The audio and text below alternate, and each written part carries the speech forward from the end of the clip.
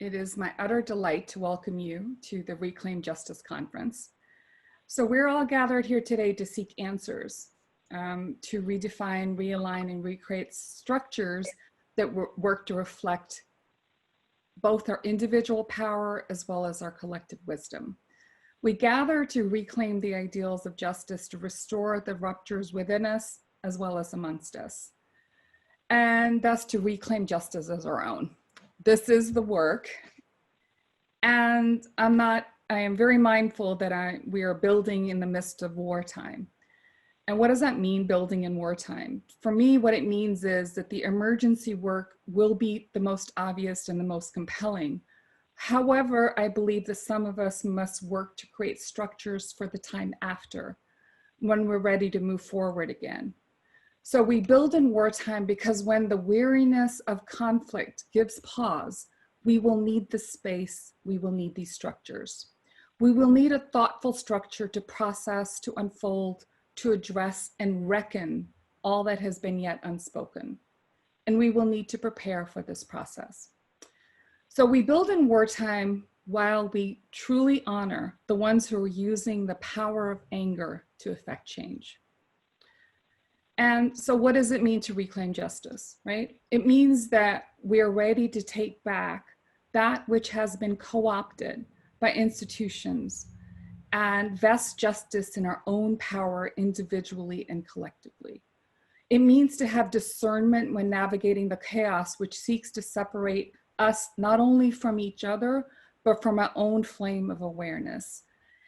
And at the same time, understanding that we are all in this boat together in the middle of a hurricane and we need to get to shore. So, and then we will build together on the assets that we all each possess individually. To do so, we will need to hold space for the discomfort.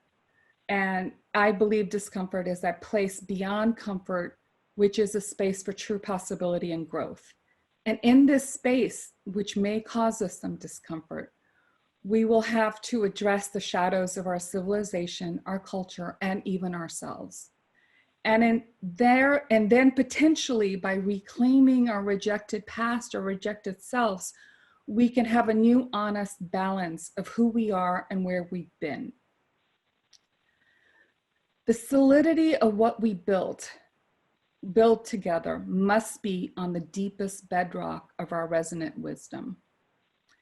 After all, let's not forget that we are all inhabitants on this beautiful blue planet spinning through space.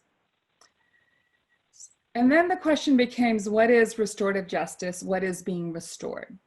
And what I want to say is, from the perspective of the Restorative Center and myself, we believe that what we're restoring is the rupture that caused the consolidation of power into the hands of those that feed off the disconnect that we encounter within ourselves and thus amongst ourselves.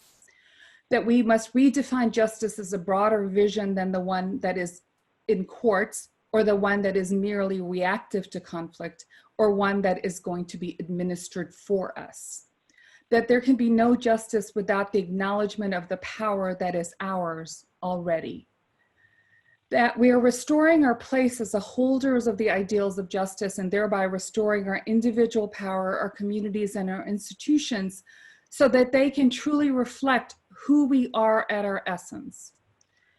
The restorative justice, if restorative justice is merely viewed as a sentencing model where one must enter with handcuffs and ask for forgiveness before, as a prerequisite to the conversation, then restorative justice, by thus being defined, is being co-opted from its true potential to merely serve those in power to sustain the systems as they are and as they have failed us. Join us today. Thank you very much for joining us today, but join us today and beyond to continue this conversation about the true potential of restorative justice. Join us for our trainings where we talk about the deep work that a circle keeper and facilitator must do to not be a bureaucrat lording over communities in this process. Join us to help us articulate this process of shared power, help us develop this idea of reclaiming our narratives as our own, help us create a place for emergent wisdom, help us understand the process as a vessel that can hold the ideals of justice for us to all manifest together. So to hold a place as a circle keeper is to really deeply consider the construct of the space being created, and it is work. But as the Hopi elders say, and I'm going to read from the Hopi elders' poem, there is a river flowing very fast. It's so great and fast that there are those who will be afraid. They will hold on to the shore. They will feel that they're being torn apart, and they will suffer greatly. Know that the river has destination. The elders say that we must let go of the shore, push off into the middle of the river, keep our eyes open and our head above the water, and see who is there with you, and celebrate.